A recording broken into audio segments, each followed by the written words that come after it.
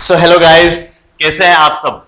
आशा करते हैं कि आप सब बड़े मस्त होंगे, तंदुरुस्त होंगे और अपने बेहतर तैयारी पे लगे होंगे। तो चलिए शुरुआत करते हैं आज की क्लास।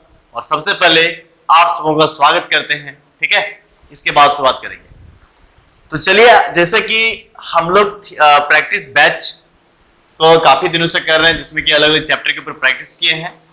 आज के दिन में हम लोग प्रैक्टिस करेंगे एक और भी खास चैप्टर के बारे में। और ये चैप्टर जो आपका है, इसका नाम है प्रोनाउन।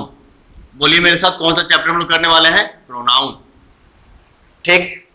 तो चलिए, प्रैक्टिस करने से पहले थोड़ा सा आपको हम बताते हैं इसके कुछ कॉन्सेप्ट के बारे में, और फिर शुरुआत करेंगे हम लोग इस प्रोनाउन से रिलेटेड प्रैक्टिस का, ठीक है। तो ये रहा हमारा चैप्टर प्रोनाउन, ठीक। चैप्टर का नाम क्या है? प्रोनाउन।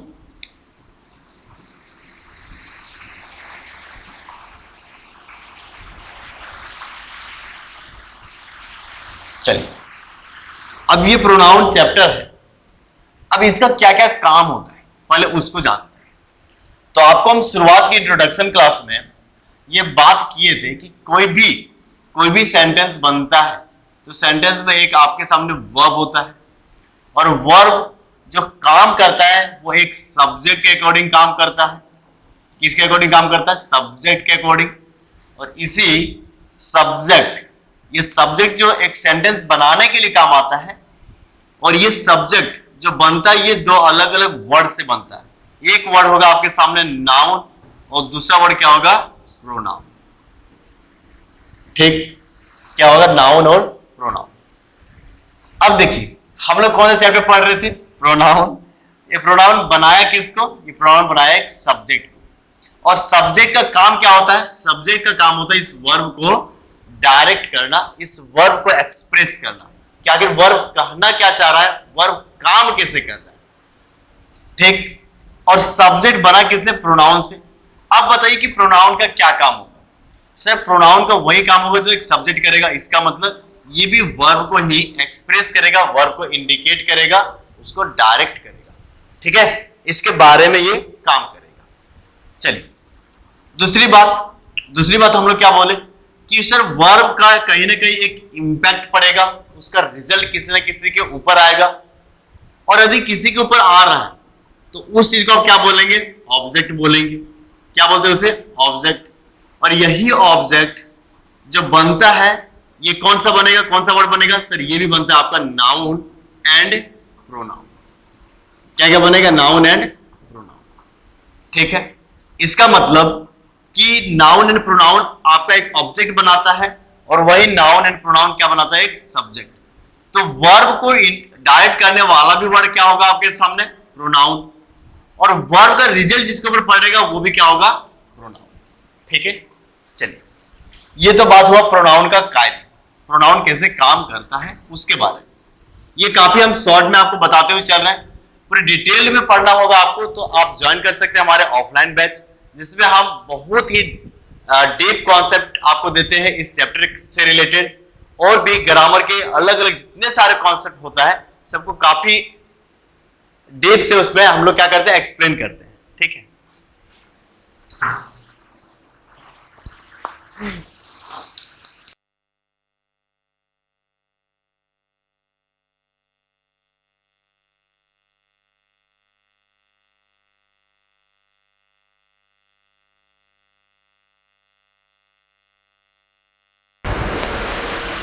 अब रहा कि इस प्रोनाउन को हम लोग कैसे यूज करेंगे। तो इस प्रोनाउन को यूज करने के लिए इसके अलग अलग प्लेस को हम लोग देखते हैं, और इसको बांटा गया है अलग अलग जगहों के अकॉर्डिंग, अलग अलग नाम से। एक को बोलते हैं हम लोग सब्जेक्टिव, ठीक है। दूसरे को बोलते हैं हम लोग पॉसेसिव, फिर बोलते हैं हम लोग रिफ्लेक्सिव, और फिर बोलते हैं हम लोग ऑब्जेक्टिव।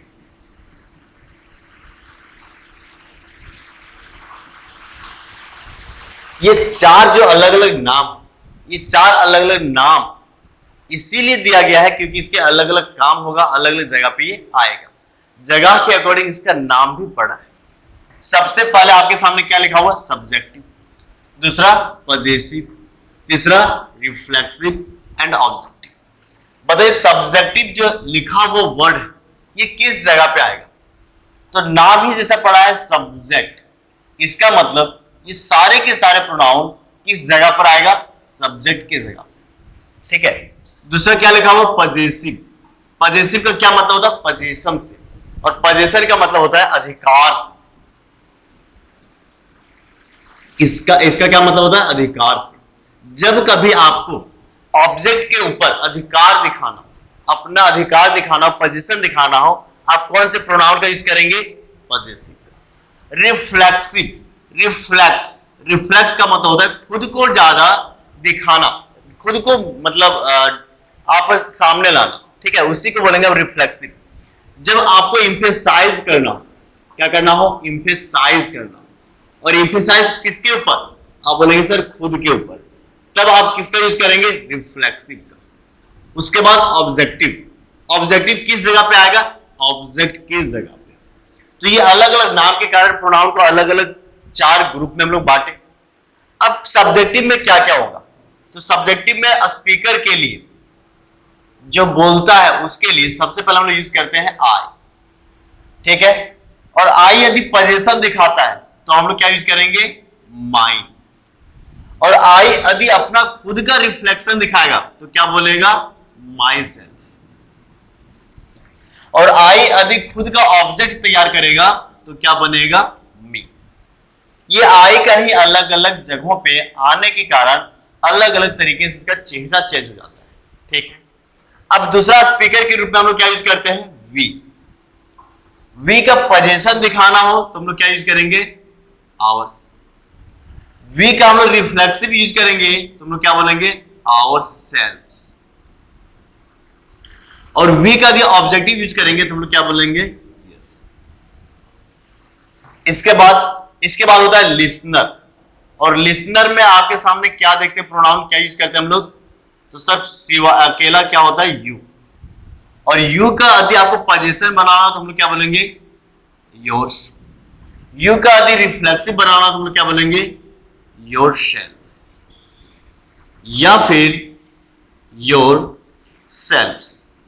सर ये दो अलग अलग वर्ड क्यों लिखे? सेल्फ सिंगुलर होता है और सेल्फ प्लूरल होता है। जब अकेला दिखाना हो तो योर सेल्फ बोलेंगे, जब एक से ज्यादा दिखाना हो तो क्या बोलेंगे? Your self. ठीक है। जैसे कि जानते हैं कि यू सिंगुलर में भी आता है और प्लूरल में भी आता है। ठीक है। लेकिन काम होता है यू का हमेशा प्लूरल नेचर में। अब आगे योर का और भी क्या बन सकता है? सॉरी यू का यू ही बनता है। इसके बाद होता है ही। ये सारे क्या होते हैं? ये सारे होते हैं non active person. Non active person. he, she, it and they।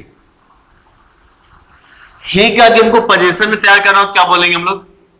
his। ठीक है। he का यदि रिफ्लेक्सिव तैयार करना हो तो क्या बोलेंगे हम लोग? himself। और he का ऑब्जेक्टिव बनाना हो तो क्या बोलेंगे हम लोग? him। ऐसे ही she का तो बोलेंगे सर hers, यहां पे herself, और यहां पे हर। इट का क्या हो जाएगा?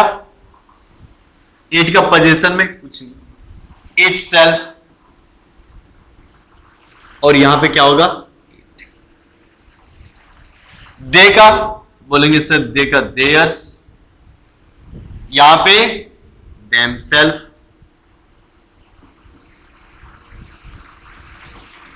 देम सेल्फ्स, और यहां पे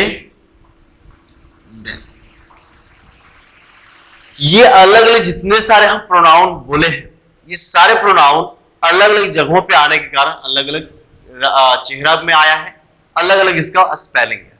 ठीक है। चलिए अब आगे हम लोग बात करते हैं कुछ और। दूसरा बात करते हैं कि प्रोनाउन। पहला पॉइंट कि reflexive pronoun can not,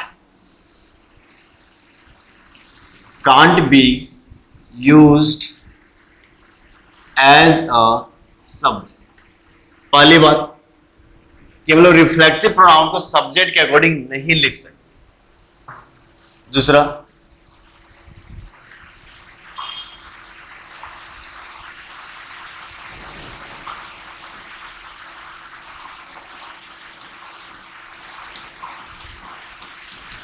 possessive pronoun या फिर पूरा लिखते हैं possessive, reflexive and objective.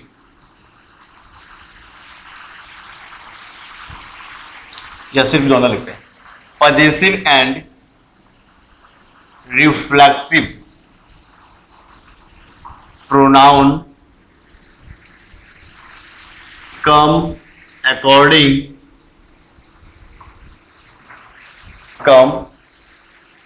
according to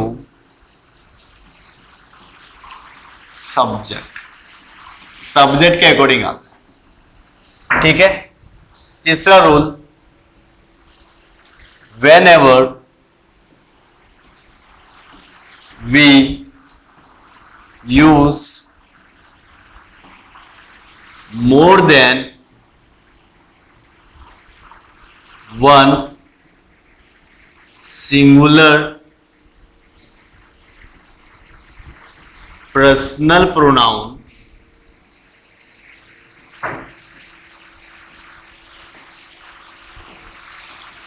we must follow 2, 3, 1। ये 2, 3, 1 रूल क्या होता है? 2 में होता है सेकेंड पर्सन, 3 में होता है थर्ड पर्सन, और फर्स्ट में होता है फर्स्ट पर्सन। या सेकेंड पर्सन को आप बोलते हैं लिसनर, थर्ड पर्सन को बोलते हैं नॉन एक्टिव पर्सन, और फर्स्ट को बोलते हैं आप स्पीकर। ठीक है, चलिए और हम लोग क्या करेंगे, फोर्थ रूल लिख लीजिए।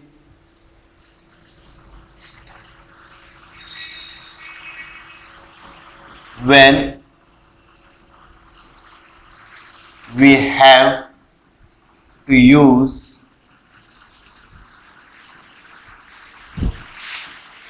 more than one pronouns in a sentence,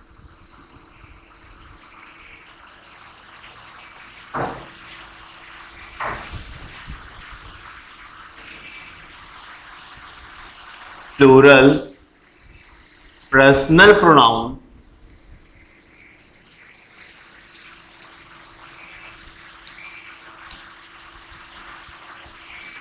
in a sentence, we must have to use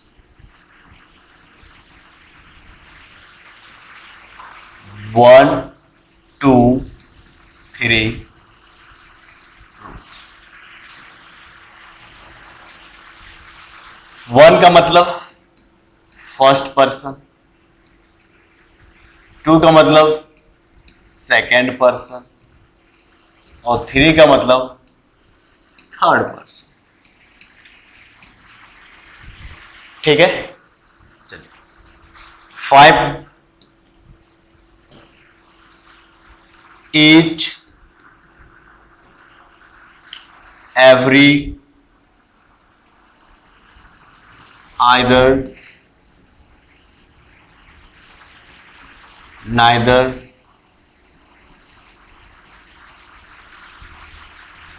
everyone,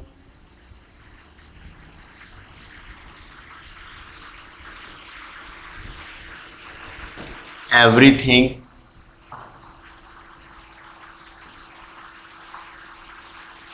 something, etc, are used as a singular subject। ये सारे भी प्रोनाउंस होते हैं और इसे हम लोग यूज करते हैं एज अ सिंगुलर। सिक्स में हम लोग क्या लिखेंगे? Yes, this, that, he, she, it are also used as a singular subject।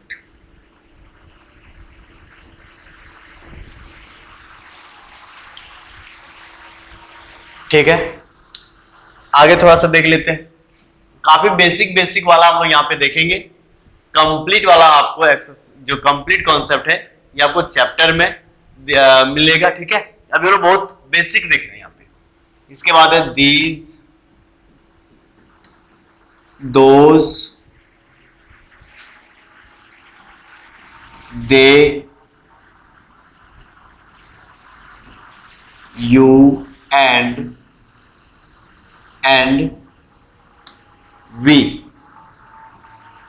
are used as a plural subject।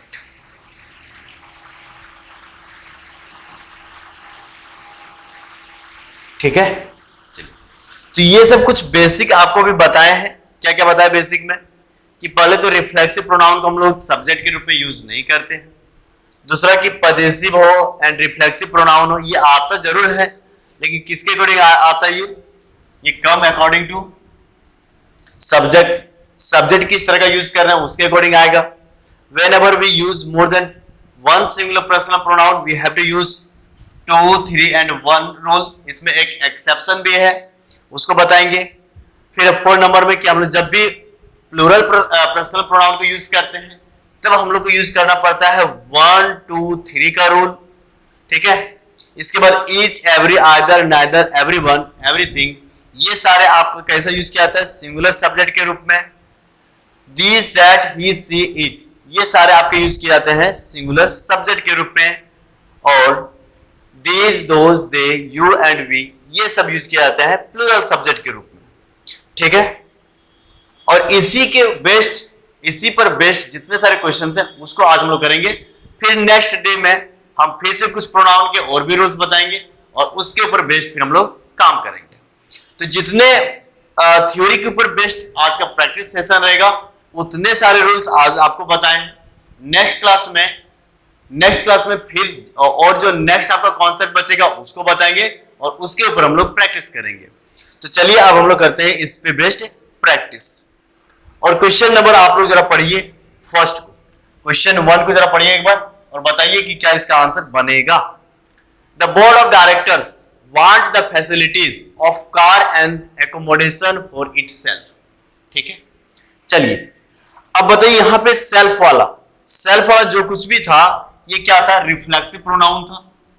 यहां पे भी लिखा हुआ है इटसेल्फ, ये रिफ्लेक्सिव प्रोनाउन है। और रिफ्लेक्सिव प्रोनाउन किसके अकॉर्डिंग आता है? रिफ्लेक्सिव प्रोनाउन किसके अकॉर्डिंग आता है? सर सब्जेक्ट के अकॉर्डिंग आता है। यही तो अभी बताया आपको, कुछ छोटे से बात में आपको यही बताया ना कि रिफ्लेक्सिव प्रोनाउन किसके अकॉर्डिंग आता है? सब्जेक्ट के अकॉर्डिंग आता है।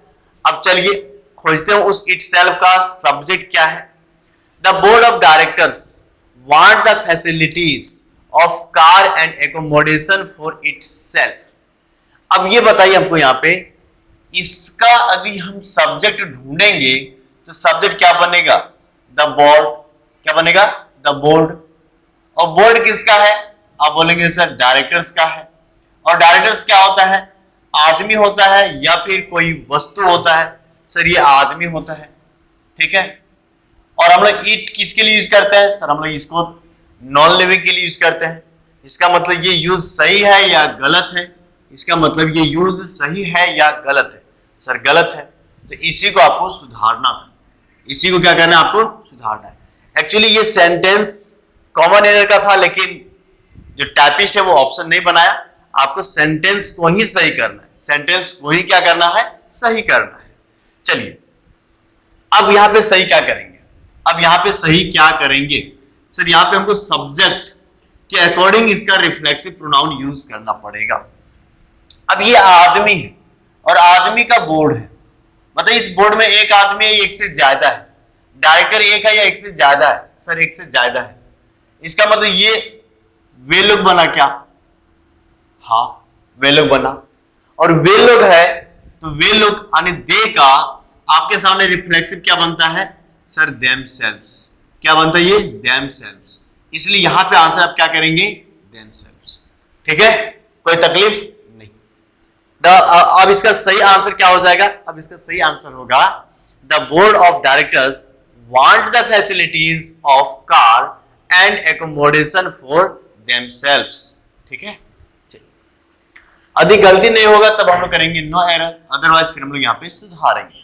अब है सेकंड नंबर क्वेश्चन। चलिए सेकंड नंबर क्वेश्चन है, फिर से इसका आंसर करेंगे हम लोग। चलिए बार पढ़िए आप लोग और आंसर करने की कोशिश कीजिए।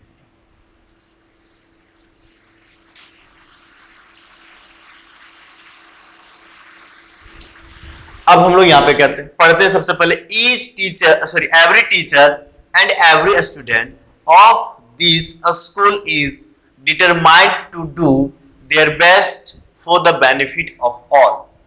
चलिए अब यहां पे सर सबसे पहले यहां पे हम लोग अभी रिफ्लेक्सिव और पजेसिव के ऊपर बात किए हैं, तो सबसे पहले इसको हम लोग पकड़ते हैं, इस देयर को। देयर क्या है आपके सामने सर, ये पजेसिव प्रोनाउन है। ठीक है, कौन सा प्रोनाउन हुआ ये, पजेसिव प्रोनाउन। ये किसके अकॉर्डिंग आता है सर, सब्जेक्ट के अकॉर्डिंग। किसके अकॉर्डिंग आता है, सब्जेक्ट के अकॉर्डिंग। सब्जेक्ट क्या है यहां पर आपका sir, every teacher and every student. Teacher और स्टूडेंट के आगे क्या लिखा हुआ है, एवरी। क्या लिखा हुआ है, एवरी। और एवरी कैसा बनाता है सर, सिंगुलर बनाता है। इसका मतलब कि यहां पे देयर का यूज सही है, आप बोलेंगे नहीं। तब क्या होना चाहिए यूज, क्योंकि टीचर और स्टूडेंट, टीचर और स्टूडेंट को हम लोग यदि ये डुअल जेंडर है, आप जानते हैं ना डुअल जेंडर क्या होता है या फिर कॉमन जेंडर क्या होता है, तो ऐसे कुछ जो आपके सामने नाम आता है जिसके जेंडर को आप तुरंत से क्लासिफाई नहीं कर सकते। अब बताइए स्टूडेंट यहाँ पे छात्र है या फिर छात्रा है, ये गर्ल स्टूडेंट है यहाँ पे या बॉय। सर हमको यहाँ तो कुछ लिखा दिखा नहीं, इसका मतलब हम लोग ये बोल नहीं पाएंगे कि ये स्टूडेंट लड़की है या लड़का। इसी को बोलते हैं हम लोग कॉमन जेंडर। इसी को क्या बोलते हैं हम लोग, कॉमन जेंडर। और जब भी कॉमन जेंडर के साथ, जब भी कॉमन जेंडर के साथ क्या आता हो, एवरी ईच, तब आप इसको मानेंगे, क्या मानेंगे इस कॉमन जेंडर को, आप यहां पे लेकर के चलेंगे मैस्कुलिन। क्या लेकर के चलेंगे यहाँ पे, मैस्कुलिन। ये सारे बात आप नोट करते चलिएगा, ठीक है, और उसके अकॉर्डिंग आप अपना नोट्स भी तैयार करते चलिएगा। तो जब भी ईच एवरी आ जाए और सामने क्या देखिए, कॉमन जेंडर, ठीक है, आपको पता ना चले तब तक आप इसके बाद सबसे पहले क्या लिखेंगे, मैस्कुलिन। क्या लिखेंगे, मैस्कुलिन जेंडर। और मैस्कुलिन जेंडर के लिए आप यहां पे क्या यूज कीजिएगा, ही। और ही का पोजीशन यहां पे क्या बनेगा, हीज। और यहां पे सही क्या हो जाएगा, हीज। ठीक है, every teacher and every student of this school is determined to do their best for the benefit. तो देयर बेस्ट की जगह पे देयर हट करके क्या हो जाएगा, हीज बेस्ट। और हीज क्यों आया कि सर ये एक बनाता है मैस्कुलिन जेंडर। कौन बनाता है, ईच एंड एवरी। कब, जब इसके बाद कॉमन जेंडर दिखे, और जब कॉमन जेंडर दिखता है तब इसके बाद आप यूज करेंगे मैस्कुलिन जेंडर। और मैस्कुलिन जेंडर में आपका होता है ही, और ही का यहाँ पे क्या बन जाएगा, हीज। ठीक है, तो ये रहा इसका एक्सप्लेनेशन। आप पढ़िए नेक्स्ट क्वेश्चन, और नेक्स्ट क्वेश्चन का आप आंसर करने की कोशिश कीजिए। The officer as well as the clerks absented themselves from the office। अब इसका आंसर क्या होगा,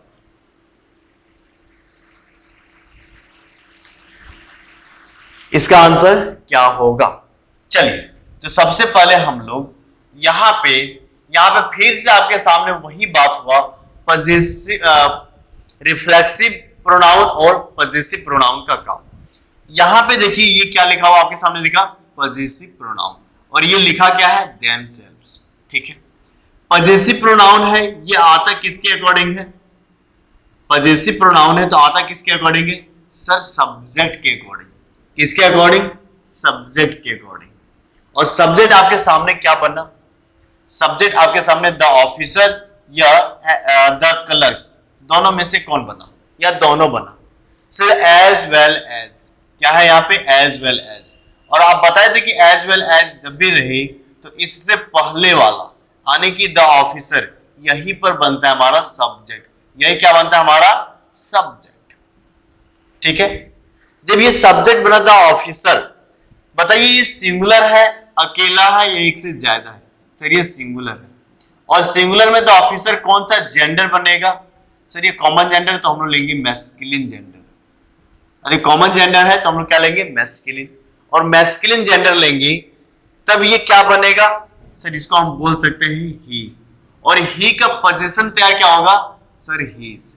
इसलिए आंसर यहाँ पे क्या होगा, हीज, सॉरी हीज का यहाँ पे रिफ्लेक्सिव है ना, हाँ सॉरी, ही का रिफ्लेक्सिव क्या बनेगा सर, बोलेंगे सर हिमसेल्फ। क्या बनेगा, हिमसेल्फ। और यहां पर हम लोग यूज करेंगे देमसेल्व्स की जगह पे हिमसेल्फ, और फिर होगा आंसर सही। तो इसका सही सेंटेंस क्या बनेगा, बोलेंगे the officer as well as the clerks absented himself from the office. ठीक है, चलिए अब हम लोग करेंगे नेक्स्ट क्वेश्चन। कोई तकलीफ कहीं नहीं रहा है, तो बताइए जरा मुझे, समझ में आ रहा है कि नहीं आ रहा है, समझ में आ रहा है कि नहीं, आ तो रहा है। ठीक है, बार बार इसको एक बार रिपीट करके भी देख लीजिएगा, धीरे धीरे सब कुछ समझ में आ जाएगा, धीरे धीरे सब कुछ समझ में आता है, समझे। अब नेक्स्ट पढ़िए, there were 5 active workers and 3 lazy one in the factory, in the factory.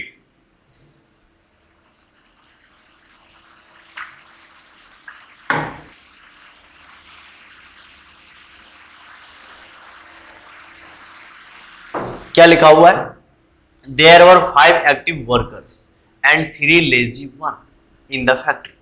सबसे पहले यहां पे हम लोग चलते हैं, पढ़ते हैं। There were 5 active workers, workers कितने हैं 5, तो बना प्लूरल ठीक।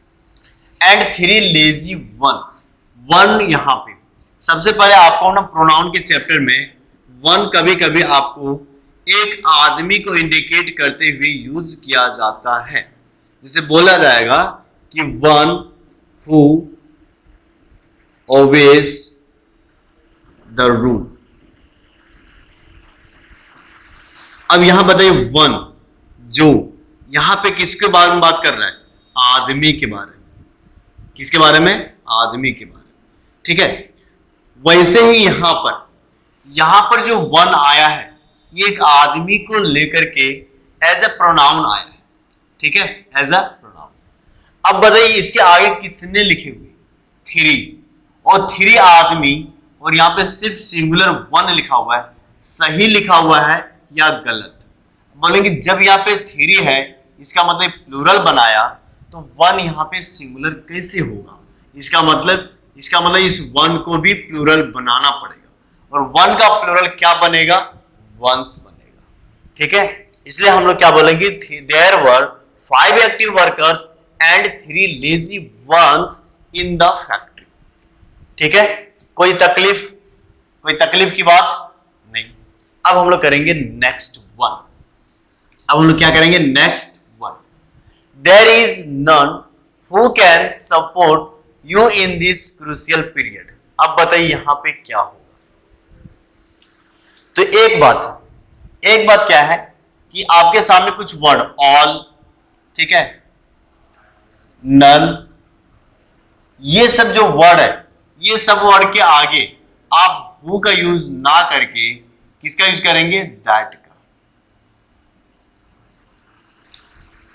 ठीक है, किसका यूज करेंगे, दैट। अब यहां पे देखिए क्या लिखा हुआ, नन, और नन के बाद क्या यूज किया हुआ है, हु। तो हु को हटाएंगे और क्या लिखेंगे यहां पे, दैट। हु को हटाकर क्या करेंगे यहां पे, दैट। ठीक है, चलिए, तो ये रहा यहां पे गलती। तो यहां पे सुधार करके पूरा सही सेंटेंस क्या बनेगा, तो लिखिएगा there is none that can support you in this crucial period, in this crucial period. ठीक है, चलिए अब हम लोग करेंगे next, any of the two photos which reflect the natural beauty of Kashmir is worth seeing. चलिए अब इसको करते हैं, इसको हम लोग करते हैं आंसर। यहां पे क्या लिखा हुआ, any of the two photos. सबसे पहले यहां पे फोटोज कितने हैं, दो। यहां पे फोटोज कितने हैं, दो। जब दो फोटो के बारे में बात करेंगे तो एनी का यूज ना करके हम लोग क्या करेंगे, आइदर का यूज। ऐसा क्यों, क्योंकि आइदर हो या नाइदर हो, ये दोनों आपको दो के लिए बताता है, और एनी जो है ये मोर देन टू के बारे में बात करता है, मोर देन टू। ठीक है, ये कितने के बारे में बात करता है, मोर देन टू के बारे में। और दो के बारे में बात करना हो तो हम लोग एनी को हटा करके क्या करेंगे, आइदर। क्या करेंगे वहां पे, एनी को हटा करके आइदर का यूज। ठीक है, चलिए तो ये रहा बात। अब रहा the guests whom we were talking about have arrived are my relatives। अब इसका आंसर कहां पे होगा और क्या होगा, the guests whom we were talking about have arrived are my relatives। चलिए यहां पे देखिए क्या दिक्कत है यहां पे इस whom में, यहां पे दिक्कत कहां पे है, इस whom में। इस whom को हटा करके हमको क्या करना पड़ेगा, यहां पे क्या करना पड़ेगा, कैसे हुआ, क्योंकि सबसे पहले यहां पे देखिए the guest whom we were talking about have arrived, ठीक है, are my relatives। इस are my relatives, आर का सब्जेक्ट क्या है सर, आर का सब्जेक्ट है द गेस्ट। तब यहां से लेकर के यहां तक का जो सेंटेंस है ये क्या है, ठीक है, या फिर इससे पहले देख लिया जाए, या फिर यहां तक देखिए पूरा यहां तक, ये आखिर है क्या सर, ये आपके सामने इस गेस्ट के बारे में बात कर रहा है, और गेस्ट के बारे में बात कर रहा है इसका मतलब ये एडजेक्टिव क्लॉज बनता है। और एडजेक्टिव क्लॉज को हम लोग इस हु से ही क्या करते हैं, कनेक्ट करते हैं, इस हु से ही कनेक्ट करते हैं, और इसी से इसको जो जैसे हम लिखे थे one who obeys the rule, तो यहां पे one who obeys the rule. अब देखिए इस वन को क्वालिफाई करने के लिए हम लोग क्या बोलते हैं कि कौन, वन बोलेंगे वन मतलब कौन, तो वन का मतलब कौन, जो ओबे करे रूल को। इस वन को कौन क्वालिफाई किया, यहां से यहां तक, जो ओबे करे रूल को। इसका मतलब इस हु से हम लोग इस वन की क्वालिटी को क्या किए, ऐड किए, कनेक्ट किए। इसीलिए हम लोग जब भी किसी की क्वालिटी को कनेक्ट करते हैं तब हम लोग क्या यूज करते हैं, हु। तब तक हम लोग क्या यूज करते हैं, हु। और इसीलिए यहां पे इस हुम को काट करके हम लोग क्या करेंगे, यहां पे हु करेंगे। ठीक है, और कैसे सर, देखिए यहां पे वी लिखा हुआ है, वी आपके सामने एक सब्जेक्ट बना, खैर यहां पे इसका तो कोई मतलब नहीं है, बस इसका यही मतलब है कि इसको कनेक्ट करना, और यहां पे क्या आएगा, हु आएगा। तो ये बात आपको समझ में आया।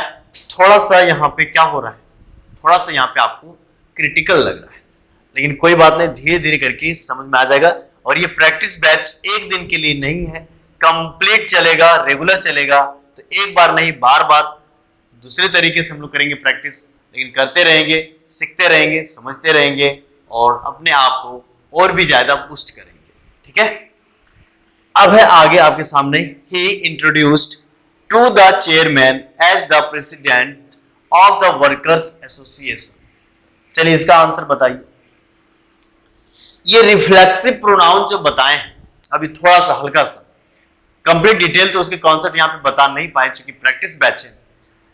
ये रिफ्लेक्सिव प्रोनाउन का और भी काम है। क्या काम है, कुछ वर्ड होता है जैसे इंट्रोड्यूस, जैसे एंजॉय,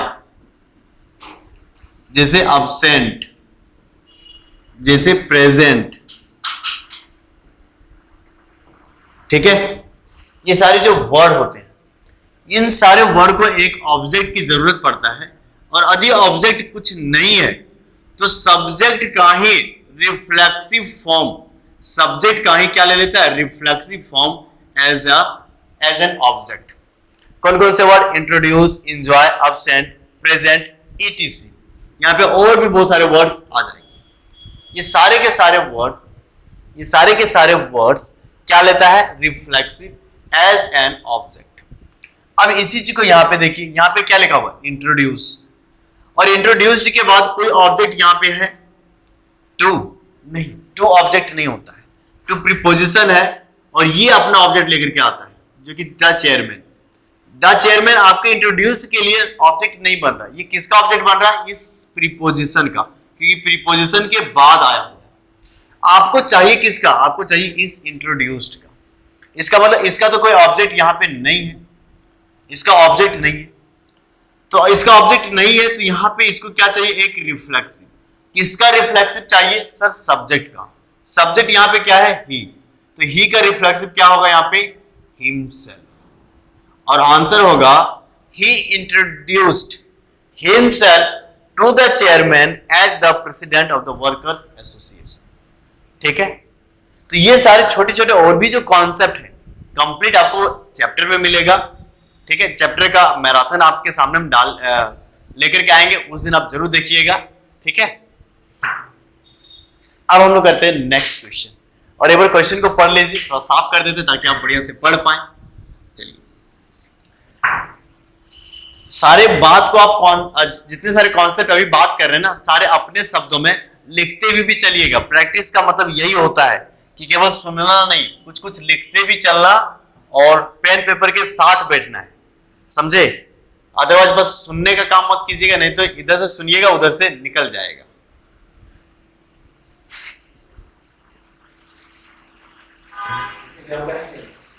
चलिए, question number 9, as a student of the arts you are much better than him.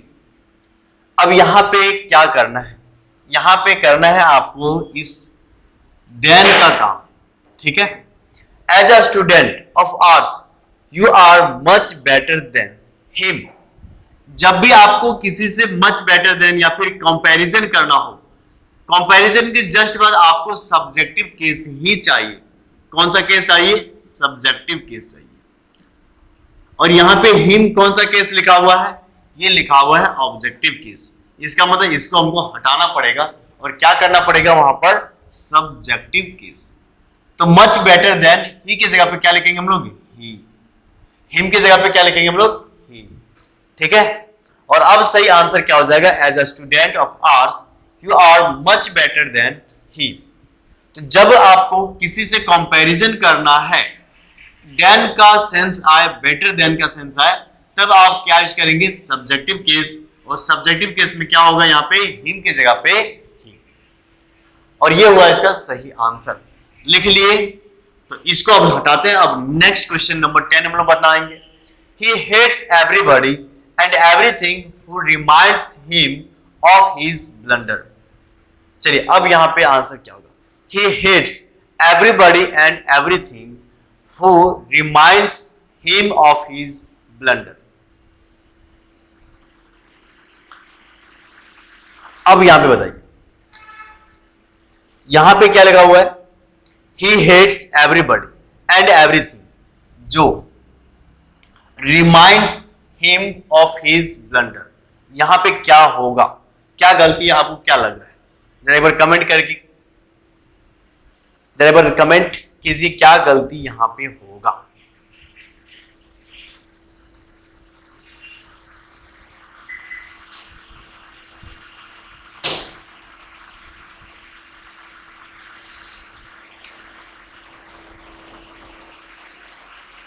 चलिए, कितने मिनट का हुआ सर, बाकी है?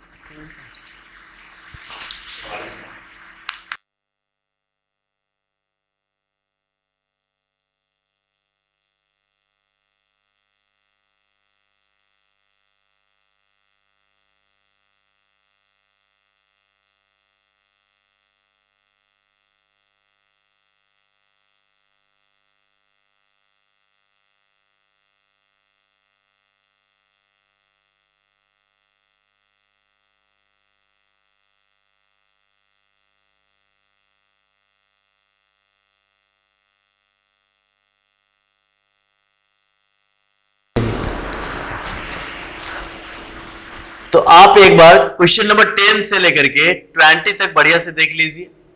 क्वेश्चन नंबर 10 और से लेकर के 20 तक, और इसको बनाने की कोशिश कीजिएगा। इसका एक्सप्लेनेशन देखेंगे हम लोग नेक्स्ट क्लास में।